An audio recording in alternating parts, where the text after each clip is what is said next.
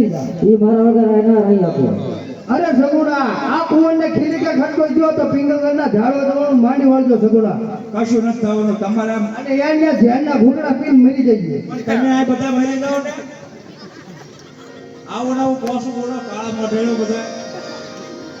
આ સગુણા કોણ હેપી થઈ આવે આજ ચાંદીયો તન ગાડું રતના વીર